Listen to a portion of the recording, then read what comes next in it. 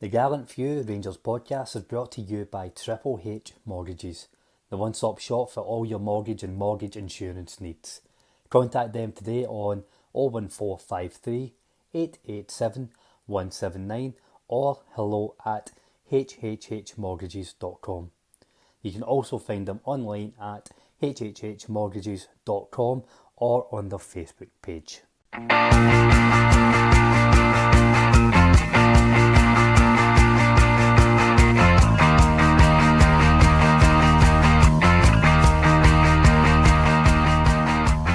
Hello and welcome to the Gallant Few Rangers podcast. My name's Colin MacDuff and I'm joined today for a special midweek roundup. First of all, Scott Hodge. Colin. And Graeme Currie. Thanks for joining us, Graeme.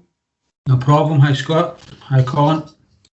Put in a midweek roundup. As you all know, we'll usually record on a Sunday after Rangers have played, meaning we can preview the game and we can talk about anything that may happen, and then Rangers to announce something on Monday morning and make us look stupid. So we thought we'll put out a midweek one since there's been a lot of news. We've had the game against Hibs and we have a free midweek this week. Sorry, we have a free weekend anyway. So Rangers lined up against Hibs at Easter Road with a lineup of Alan McGregor, James Tavernier, Connor Goldson, Philip Hollander and Bonner Barisic as the back five. Steve Davis, Ryan Jack, Glenn Kamara as the midfield three. Joe Aribo, Ryan Ken and Alfredo Morelos. So Graeme, we'll start with you. What was your thoughts on the lineup? Personally, I was quite surprised that Hodge didn't make the cut. Yeah, I was happy to see Jack back, though. That was really pleasing to see. I think we spoke about it. We were worried that it could be one of these persistent injuries and that he was going to be out for a long time, or the rehab was taking a wee bit longer than we had hoped. But no, I was really pleased to see him back in the team. Hollander keeping his place, I thought, was the right thing as well. So yeah, I was very pleased with the team. Had you dropped out, I think you're going to have to expect that. I don't think he can just become an automatic pick at the moment. I think he's building his way up to that. Still a young boy, still learning, and I think maybe next season he becomes the automatic starter, but not quite yet. Scott, it was a very European-like lineup, if you get me. We don't usually see Davis, Jack, Kamara in the midfield three, and Aribo going that further forward. There was reminiscent kind of going away in Europe, and I think we'll go into the game in more detail. But I was quite happy beforehand how we were set up. I thought we still had enough firepower, and I think Hibs on their day they have caused us bother, and this season anyway, it was the right way to set up. Yeah, I think we showed Hibs the correct amount of respect. I mean, I know they've not been in a good run, but they've always gave us a tough game. If you look at the Hibs game, the home game in Boxing Day, really tough game, 1-0. They had a really good few chances, so I think you need to take that into consideration. I agree with Graeme. Jack was a massive boost. It just makes our midfield look a lot more solid, and it lets Aribo play his game as well. I think, he doesn't have that defence. He needs to work, yes, but he doesn't have as much defensive emphasis in terms of covering Tavernier or Barisic. So, yeah, I like seeing Aribo up top. I think it gives us a nice balance in terms of he's not going to not track back. I don't think any of our players are set up like that, but I think his natural midfield ability will let him do more and drop back and interchange with players. So yeah, really pleased, and as I say, I think we respected Hibs in a right level, but we still had enough quality on showing enough firepower. Just on Aribo's versatility, it doesn't get spoken about enough that he was playing left back in Europe last year. He can play on the right midfield, a forward three, in the midfield three, or a left back should we need him. So credit where credit's due. So Graeme, it was a weird first half. The pitch was absolutely god awful, and I'm not going to say that was detrimental to Rangers. It was just set up for quite a poor game of football at times. Rangers dominated a lot of the ball in the first half, but didn't really produce too much in the final third. I don't know, I wouldn't say we started slow, but it just seemed like a slow game, if you get me. Yeah, it was quite slow. It was hard. We were trying. I think we were trying our best to play good football, and as you say, the pitch wasn't up to it. I don't think that stopped us though. We still tried to keep playing the right way. We were still trying to pass the ball, dribbling. We were taking players on a lot. Aribo was taking players on. Kent was taking players on. Even Kamara was doing some nice wee forward runs as well. So, yeah, I thought Hibs maybe had the better chances. You know, they'd won a couple of crosses into the box. There was a header at the back post by the boy Hodge, and yeah, he got away. I think that we were lucky with that one, but other than that, they didn't really have anything. Everything else, Big Hollander, just a couple of nice sliding clearances, absolutely solid, and then winning a lot of headers. But Hibs didn't really pose many problems, but were probably in our box more than I'd like to have seen, especially when we weren't getting in the box as much. The only one that I can think of was Aribo's shot on goal, which started with Morelos. It was Morelos, Kent and Aribo all doing a sort of press, a team press. Morelos is absolutely flown into a challenge with Gogic. I don't mean a rough challenge, he just flew into it with pace and commitment, and that just disrupted them, and it eventually broke through to Aribo, who was one-on-one with the keeper and shot for like 18 yards, and yeah, it wasn't a great strike. It was a bit, I thought I could have done a wee bit better with that one, but yeah, opening exchanges probably went to Hibs, I think. I think so as well. I've got that here. As much as Rangers dominated the ball in possession, they were trying. It's just nothing really came off in the final third. The only real one of note I remember was Ken working his way into the box and cutting it back, but I think Morelos, the shot was blocked. Scott, Hibs were setting up to try and counter-attack us, and I think Glenn Kamara and Ryan Jack, it shows why Gerrard was right to put that kind of I don't want to say more defensive midfield three, a more industrious midfield three. I thought Jack and Kamara both played really well, especially in the first half, just supporting the fullbacks. Yeah, I think yeah, you talk about it a lot, Graeme, in terms of winning the midfield battle, and I think they've done a good job at that.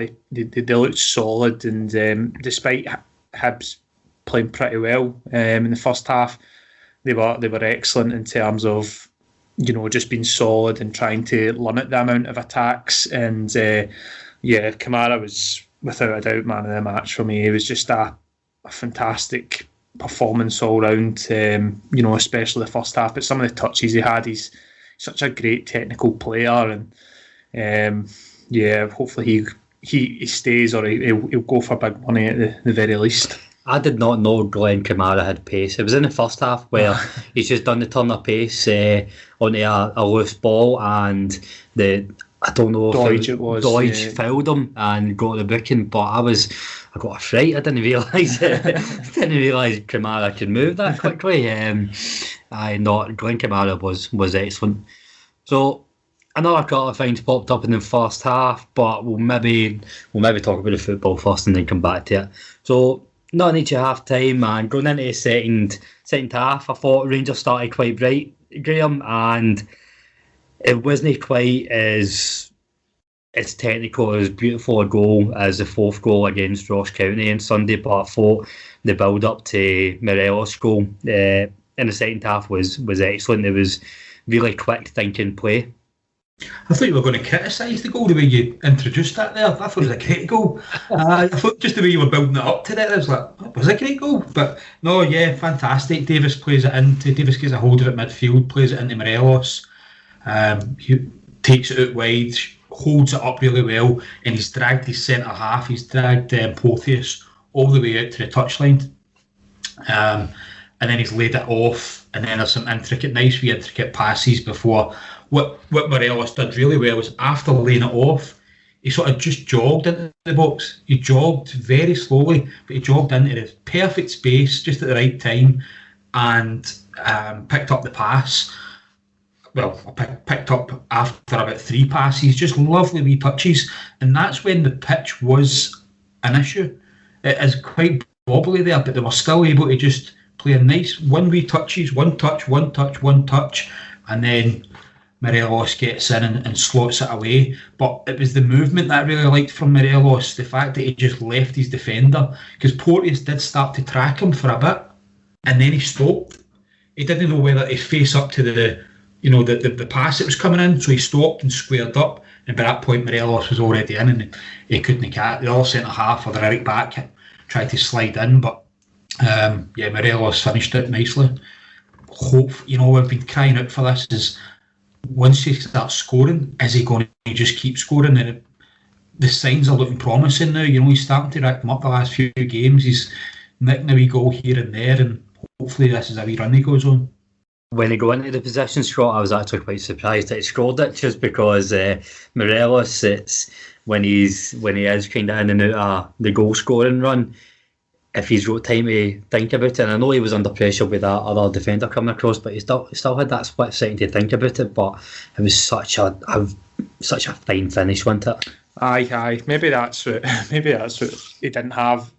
I know he had a split second, but maybe he's seen that a defender was coming and he thinks he needs to act quick. I think sometimes, especially the chance we'll move on to, where it was 3 yards out and it takes a bobble, he's probably seen that. He's had a bit more time to think about it, and I know there's been a wee touch, but I think he is one of the just ones that just when he's in the moment, coming first time or something, he's more effective than if he's on a 1-on-1 with a keeper or something. I wouldn't back him to score, if I'm being completely honest, but if it's just even a half chance, I think he's got more of it. It's crazy how it works, but in terms of like a tapping or something, you would back Jermaine Defoe every day of the week, but you probably wouldn't back Morelos. But yeah, I mean, to be honest, when I seen the goal, it was Porteous defending. I know it was highlighted on there, but I mean, if that was my centre half, I would be raging in terms of like he's just not fought. Like, the main danger man for Rangers is Morelos. He's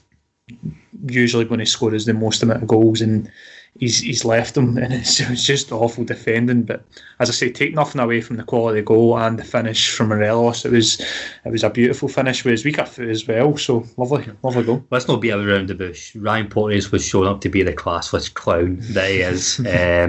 He's. I don't want to spend too much breath on him, but I said to you on the game that the last couple of years, I think he's got everything in his locker to be a very good footballer, but he's so hell-bent in playing up to the gallery, so get it up him. And he later got subbed off, must have been a sore knee.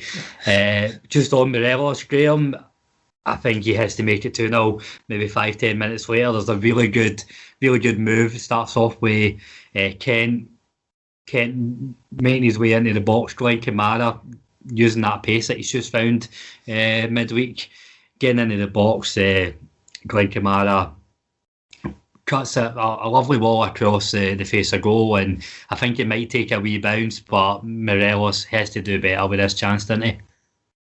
Yeah, I think we're being kind to him by saying the pitch and the bobble, and there might have been a touch off a defender just as it's about to come to him, maybe a slight touch, but no, that's got to be a finish. He's between the sticks as well, so he's in the right place.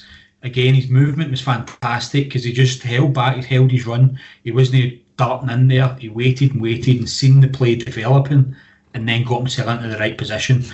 But you can't explain that, can you? How you can miss that? You can be. His touch all night though wasn't he great? A lot. He was doing well to hold it up, but everything was bouncing off him 5 yards, and he's lucky he's got such a fat arse that the defenders can't get round about him to actually take the ball off him, because he is such a strong guy. But yeah, his touch just wasn't there his touch just wasn't there. But no, criminal finish. But what can you do? Rangers made a cut of subs, Scott. Zungu came on for Jack, and Roof came on for Morelos, and Itten came on for Joe Aribo in the 83rd minute. I thought all three of the subs played their part. I thought even Itten's cameo, it's just showing that game management again, just that maturity. They didn't come on and try and make a name for themselves. They just came in and slotted into the game plan, just kept it tight. Roof held it up really well at times as well, I thought. It was. They said it as well. It just takes the pressure off the back line. He's so. I just think he's so smart with the ball. He's a quick player, but he's not lightning. But like he just holds the ball up, and he's very intelligent. And I just feel as though he's a step ahead of most players, if you know what I mean, in terms of like his play. So. It was he was brilliant, Roof. It's just his link-up play as well with the midfield. He just brings everything together. Itten as well, really good. I feel he got a good few fouls against him, but when I watched them back, it was intelligent fouls. Like he seen the player coming, and we were laughing because it was as if he was going in slow motion, but he's been deliberately going slow so he can draw a foul out of them and just break up the play. And just lastly, Nzungu as well. I think he's been really good. I really like him coming on. He's quick, he's aggressive, and we'd like to see him have more opportunities in the future. But I don't know what more he can do really, because I think he's playing well, but he'll just need to take it to another level to get a start. I think what the sub's done, which is not what we had last season, was manage the game. Maybe not that Rangers are managing the games a lot better. You know, we're 1-0 up, that's all we need. But what we were doing is we're taking it into the corners, we were keeping possession, and then when the subs came on, they're doing exactly the same thing. Roof was just holding it up, keeping it. Itten had it in the corner a few times, right in the corner flag, shielding the ball, a big strong guy, and just keeping the ball, doing the right things and managing the game, keeping the ball in their half, but not committing too many players. We were getting the right amount of players in that wee corner, if you like, and just playing with triangles, keeping it, running down the clock. That's not something we had last season. That was something that was sadly missing, and sometimes caught us out and made us drop a few points at times. And I think for the management team as well, I mean, that's 3 subs all at the right times. And I go back to, you know, at the start of the season, I think we were all quite, well, me in particular, I was quick to jump on why is Gerrard not making a sub until the 80th minute. But I thought the timing of the subs were spot on last night. So credit where credit's due. As a squad and a management team, we're learning. We've got that maturity now, how to see out and manage a game. Graeme, sticking with you, Scott would say Glenn Kamara was man of the match last night. I think Philip Hollander gives him a run for his money. No, I'm going Kamara. I thought Kamara was fantastic. Just the step overs that he was doing as well, just beating 1 and 2 players, driving into the box. Everything he done was fantastic. It was just buckets of energy all over the pitch, helping his teammates out, driving things forward, and coupled with that, he's not to be messed with. He's got a wee bit of dig about him as well. He's got the strength to hold people off, and but yeah, really, really good performance. I don't think anybody came close to him, to be honest. Hollander first half had a good few clearances, a good few blocks, and done his job though. I think when you look at Kamara, he's went above and beyond and stood out for me. An outstanding performance. It was a stat I actually seen. So Philippe Hollander signed for Rangers 563 days ago, and we've never lost a league game with him playing. So it's a great record for that as well. And he did have a really good game, and I'll hold my hands up. I question him at times, but with stats like that, you really can't. So I'll eat humble pie and say I was wrong. Yeah, I mean, you can't have stats like that and the ability to grow like a grey patch in your beard and no have something special about you. So that's, you need to give the big man credit. So I think a tough game. Well, it was set up to be a tough game. I thought Rangers absolutely deserved to win it over the 90 minutes, and we were the better team over the 90. It was a good night football wise, but we do need to talk about the incidents, I suppose, and the fucking outcry. Graeme, you're the resident Gallant Few referee, so in the first half, did you hear that? That was his real book opening there. In the first half, there's I'll be honest, I think Morelos does purposely stand in Ryan Porteous and the ref has a clear view in it, doesn't book him or anything.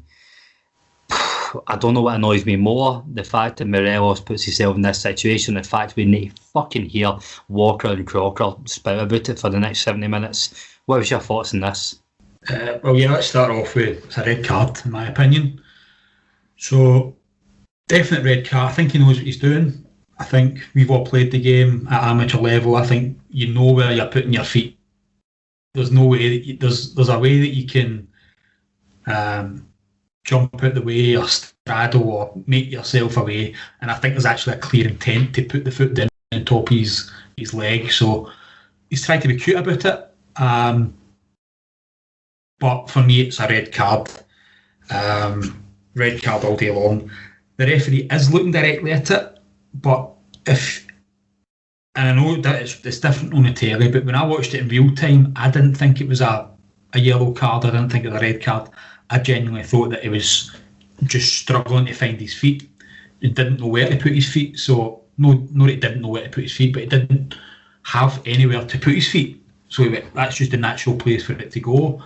But on the replays, I think it proves that it should have been a red card. I think it was deliberate. And that's the only excuse I could probably give the referee, is that he's seen it the way I seen it, and that it's just he didn't know where to put his feet. But if I can just say, I think Porteous is a really dirty player himself. So what goes around comes around. But that doesn't excuse it. It doesn't excuse it, but I think it was a red card. Doesn't excuse it, but there's no harm in echoing my previous comment that he's a classless clown, Ryan Porteous, and fuck him. Aye. Scott, that's Morelos put himself in that situation again. I don't know. I feel that we've only been doing this podcast since last April, but I feel we've been talking about it on air for about 7 years. It just feels like every 5-6 games we're talking about this again. What do we do? Yeah, I mean, if the referee had made the correct decision effectively, we'd have been in a real tough place. I can't remember how it was at 20 minutes in or something, playing with 10 men. They put us in a really tough situation, and it's lucky we've obviously got this point gap. But it would have been a real big ask to get 3 points if he'd have been sent off there. So it's just finding the balance, isn't it, in terms of you want your players to be aggressive and things like that, but you just don't want them to be stupid, and how to get that message across. I'm sure Stephen Gerrard, Gary McAllister, all the coaching staff have done everything in the book to try and calm them down.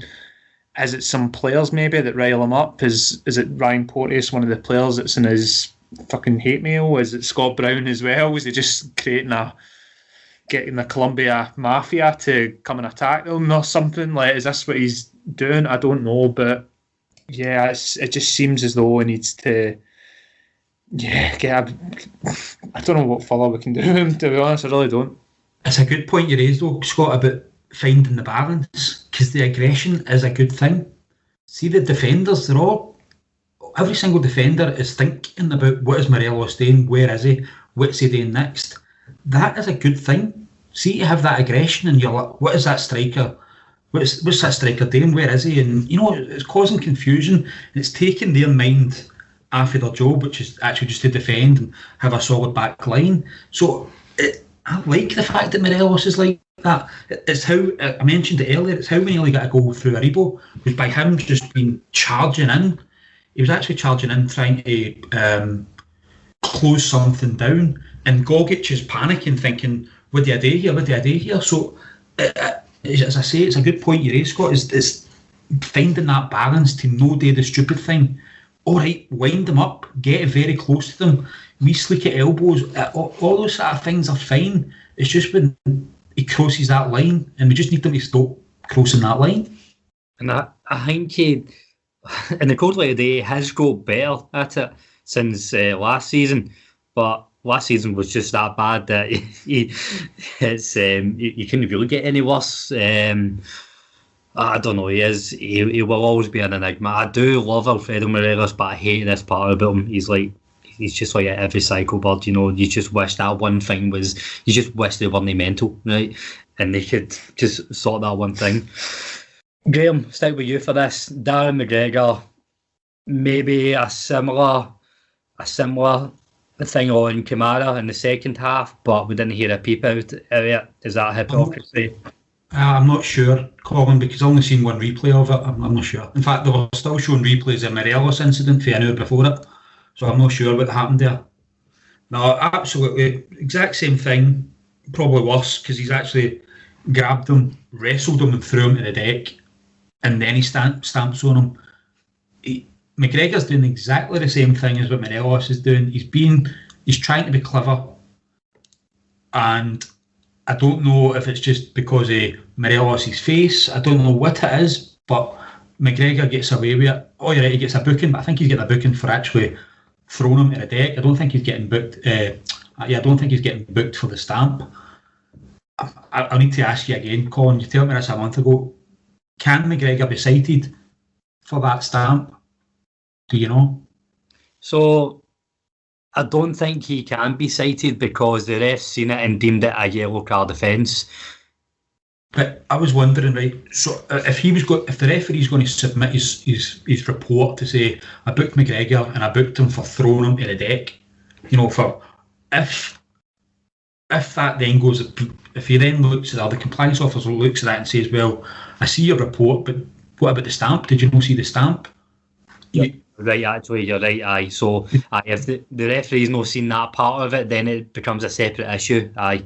Yeah. Just the Morelos. So I would be thinking if McGregor's going to get, if Morelos gets hauled up for this, then I'd be expecting McGregor to be hauled up as well. It's the exact same thing, but there's no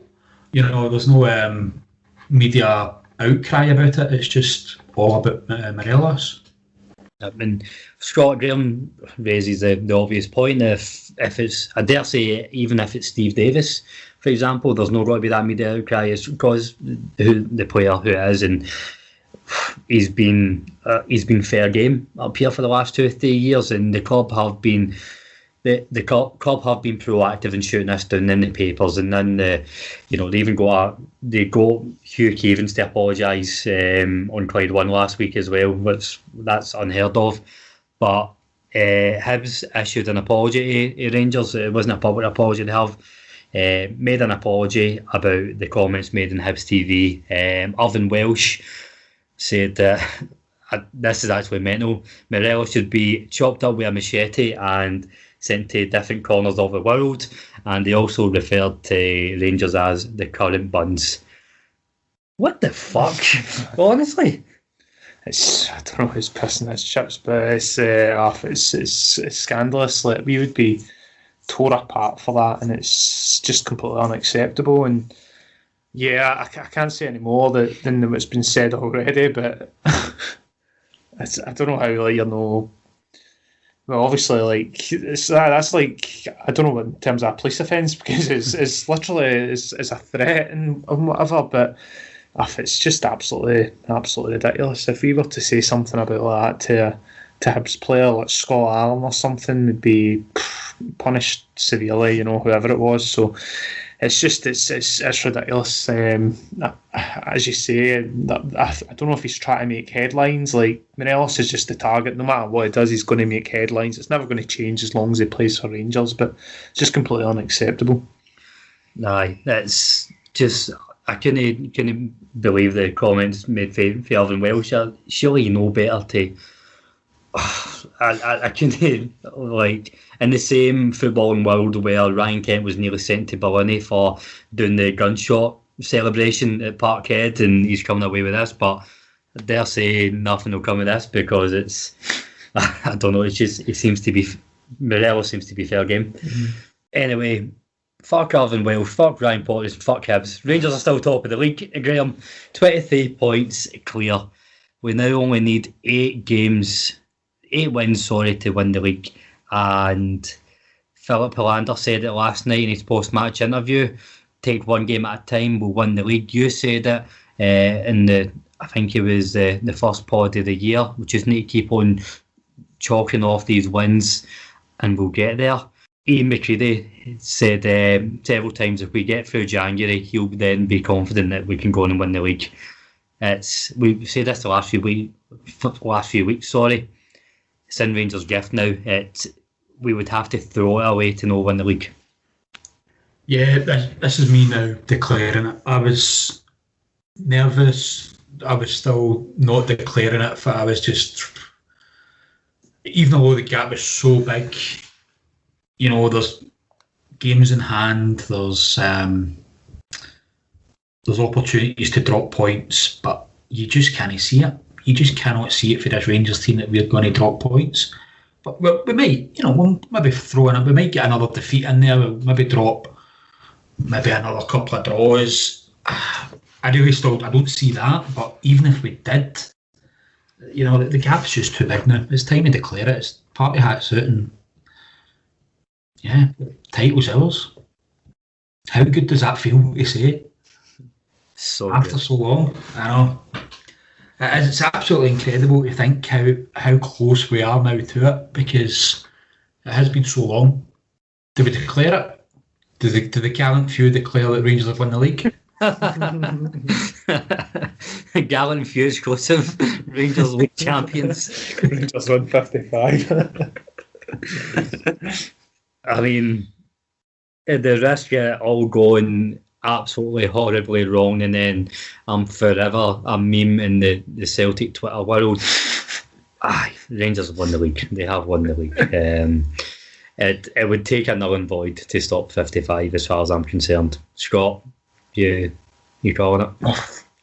When you think there's many games is left, I know we'll only need 8 wins, but you look at all the tough places we've been to. We've played Aberdeen, I think Ian said this, but we played Aberdeen twice away. We've now played Hibs twice away.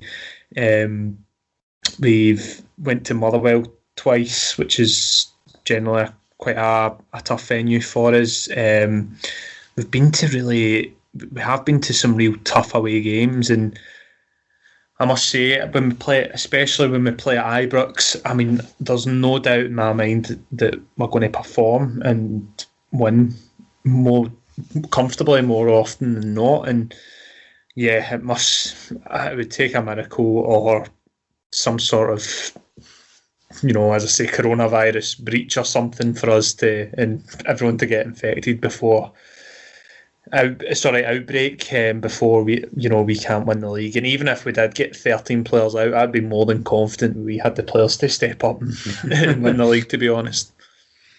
Yeah. The next 3 games, St Johnstone, Hamilton and Kelly. That's 9 points. That's another 9 points. And we're saying that as if we drop points. There's no way Celtic's going to win every game to the rest of the season. They're not capable of it. So, I mean, this 8-game thing, it doesn't really need it. They could probably win the league for us, been dropping points in the next couple of games. They're that bad at the moment. I know they're starting to pick up, but they're not going to win every game for the rest of the season. Certainly not going to beat us twice. Well, Gallant few are declaring 55, and just as well because Ross Wilson and the background staff have started planning for title challenge number 56. Rangers this week announced Scott Wright has signed a pre-contract for Aberdeen. Scott, this was the last few weeks we were just waiting on this one getting over the line. I think I can see the sense in this signing. A young player, he's, if anything, even if he gives you the same as a Greg Stewart or Jordan Jones, he's younger, so he's got more potential. Do you think there's much hope that we can get him in this window? So I think we need him, to be perfectly honest. You look at our bench last night and we've got Hodge and Roof come in, we've got Greg Stewart, we've got Brandon Barker. You can have your thoughts on him, what you think of it. For that number 10 position, you've got Kent, you've got Aribo, could fucking probably play Balogun left in the front three at the moment and would still be a threat. So I don't think we need him for this season. To be completely honest, I think we've got enough cover. If we get him in, that's fine. But I don't know how much football he's going to get, to be honest. And yeah, it'd be good to get him around the surroundings. But I think just in the summer would be would be better. Just like coming in day one, working hard in pre-season. I know he's had a few injuries and things like that. So yeah, I wouldn't be too fussed either way, to be honest, to get him in. It might be good at the end of the season if we do wrap the league up early and we can give him a few minutes. But yeah, I wouldn't be bothered either way. I'd agree with that, Scott. I don't think we need him in the team at all. He's the type of player that if he was coming in, you'd want to loan him out. So, if he was ways at the moment, as a young player developing, you'd probably want him loaned out to get experience. So he's going to be one of the main men at Aberdeen. He's one of their top players. So absolutely let him get another 15 games under his belt at the Premiership level. He's only going to learn from that. As you say, the only benefit would be getting in amongst the squad and training with us and finding out the ways we work. But no, I totally agree. Perfect. Plenty of time for that in the summer when the pre-season starts. If the Aberdeen fans don't kill him, to be fair, that's for his safety. So that was the point I was going to make. If fans go back in, and if it was a non-COVID world, then I'd absolutely be wanting them in this window, because they wouldn't play in Aberdeen. Aberdeen would succumb to the pressure and they wouldn't play him. So he's better off on our bench than Aberdeen's bench. But I think while we've got that factor eradicated, then I keep on playing, absolutely. That's petty people up north. Graeme, the other pre-contact signing, 24-year-old centre-half Jack Simpson signed in a pre-contact from Bournemouth. I don't know anything about him, I don't know if you do, but I suppose it's good to see signings coming in early. And I think the question I've got for you is, does this mean that maybe we'll be seeing a centre-half leaving the summer? Yes, I think there'll be movement in the centre-halves. I think there's one going out. I've seen Simpson a few times playing for Bournemouth. I think he's a decent enough player.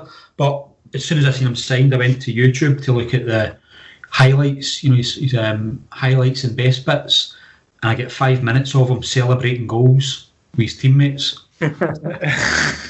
That's not why I'm here. I want to see what he looks like as a player. But yeah, not your typical highlights and best bits I was expecting. I think there might be movement. I think maybe Edmondson might be the one to go. I think disciplinarian manager won't accept what's happened, and I think he'll set an example and say, "You're not playing for me again." So I don't think Edmondson will be. I don't think Edmondson will be with us next season. I think he'll be, if he's not out in this window, I think he'll be out in the next. And just a bit of breaking news that one of the other podders has texted us is Jordan Jones is on the way to Sunderland for the rest of the season. So I was going to try and be very clever there and see if I've got immaculate sources, but it's just one of the other podders texted us to say that. So I think that might actually be indicative of how Gerard's thinking. Jordan Jones is on his way out. He's away to Sunderland for their own period, or so it seems anyway. And I think Edmondson will follow suit. So, yeah, good player to bring in. I think Gerard knows what he's doing with that. He's got a good Ross Wilson, whoever's making these decisions, probably both of them, I would imagine. Or good track record on defenders. If I know we're saying Edmondson's in the way out, but Edmondson's no put a foot wrong when he's played for us. He's been a great defender. Katic, Goldson, Balogun, Hollander, and now we bring in Simpson. Yeah, it's the right type of signing. A lot of experience. He's played at a good level. So, obviously proof's in the pudding when he puts the Rangers jersey on, and fingers crossed he's playing in front of 50,000 in August. But COVID permitting. Well, like about this is I was about to say it's a well thought signing, but all our signings are well thought. We spoke at the weekend how Rangers shortlist will be easily 100 players long. We've got a contingency for every scenario, but this is somebody that Gerard's inquired about for a couple of years, and the Bournemouth manager confirmed that as well. The rumours of Jack Simpson started when Joe Worrell signed. It was Simpson or Worrell we were looking to get on loan, so it's obviously somebody the manager rates, and we've got him in a good deal. Scott, on the way out then, so Glenn Middleton on loan to St Johnstone, and by the looks of it, Jordan Jones on loan to Sunderland. What's your thoughts on that? Do you think we'll see Jones and Sunderland Till I Die on Netflix? Oh, it'd be brilliant, wouldn't it? Yeah. Well, it'd be good to get a wee lowdown on what happened at that party, to be fair, man. It must have been a good party to give your Rangers career. Jeez, oh no. No, it's Glenn Middleton, yeah, in terms of that one, it's obviously, I think he needs a good loan spell, and the way the manager was talking in the press conference as well, it very much seemed to be, yeah, we'll assess their situation in the summer, as in, you need to go out here, you need to make a difference in this team, and if you want any chance to it. So yeah, let's fingers crossed he makes an impact. I think St Johnstone, are a better side than what they're letting up to be at the moment. I think they've got some decent players. Their manager seems to be all right as well. So yeah, be interesting to see. Hopefully he gets some real minutes as well, because we've seen it with Jake Hastie not getting the minutes that he deserves. Well, not that he deserves. Sorry, that he wants to get. Middleton as well. I think it was at Bradford and Hibs, and they just didn't seem to play, which is pointless. Like, they need to go out and be playing. So hopefully there's been some sort of guarantee that he'll play a certain amount of minutes. Aye, well, as much as I wouldn't want to mollycoddle them and that they're playing just because we tell them I'd want them to be playing on their own merit, but Glenn Middleton has the ability to be walking in out with the old firm, maybe Hibs and Aberdeen, starting every week for any club in the division right now, because he's got talent. He's done it in Europe for us. What I think we needed from him was consistency, and didn't have it at the time, so this is his chance to go and get it.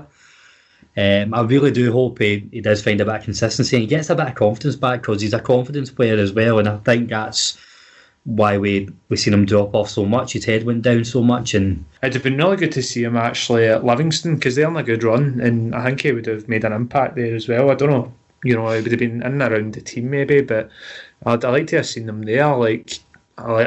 Martindale's doing a great job, and they're unstoppable at the moment. I'm glad there's no get them in the next few games, but I'd like to have seen them go there. But St Johnstone should be good. Hopefully gets a successful spell out there.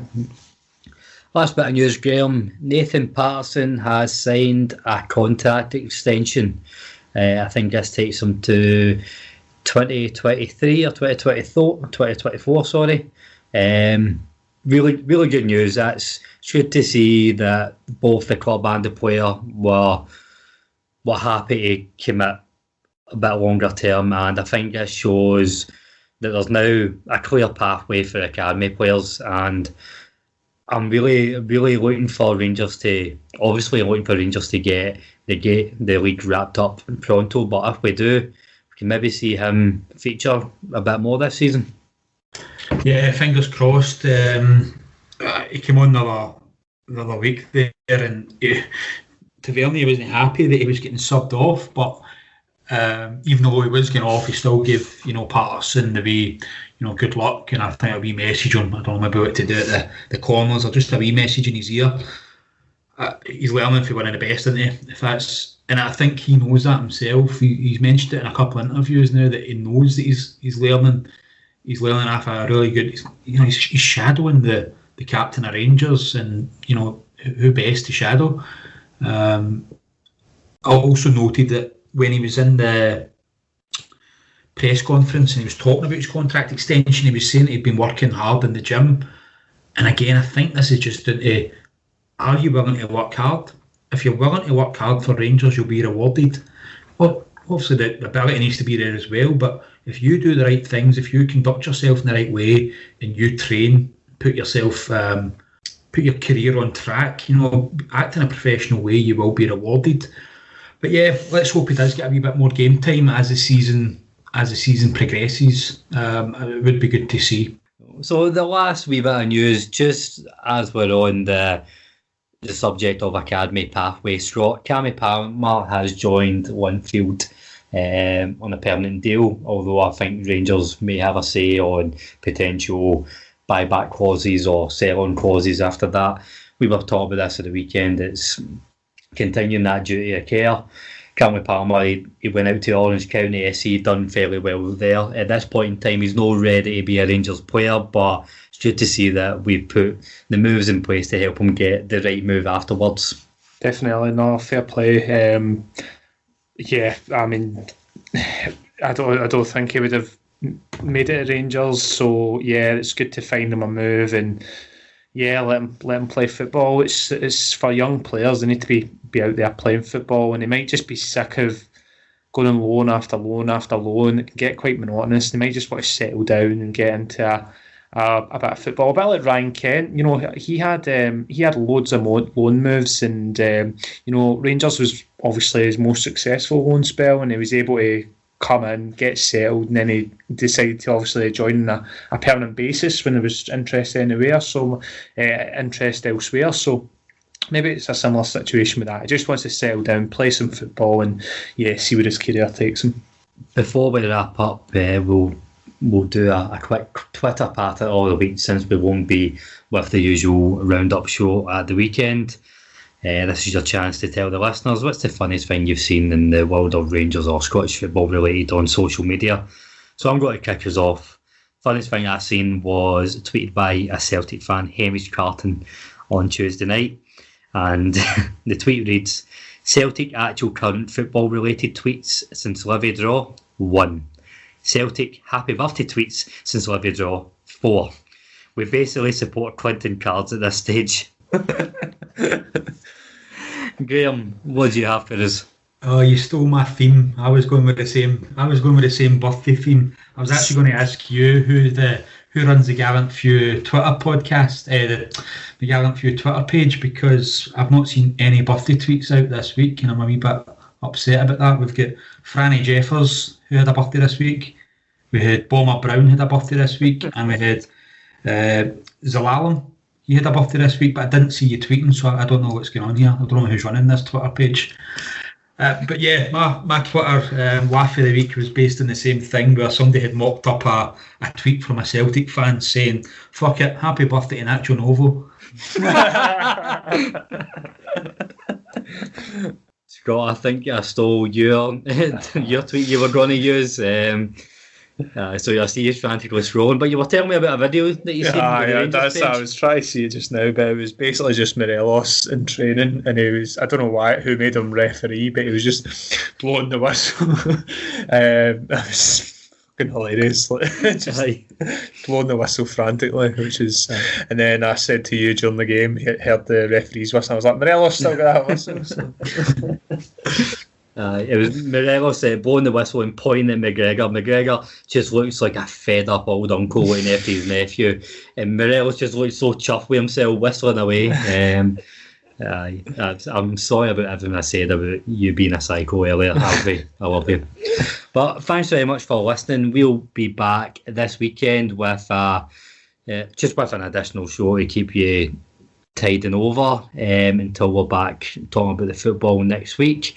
All that's left to do is thank my two guests, Graeme Currie. Thanks, Colin. Thanks, Scott. See you next time. Scott Hodge. Cheers, lads. Thanks very much for listening. Take care.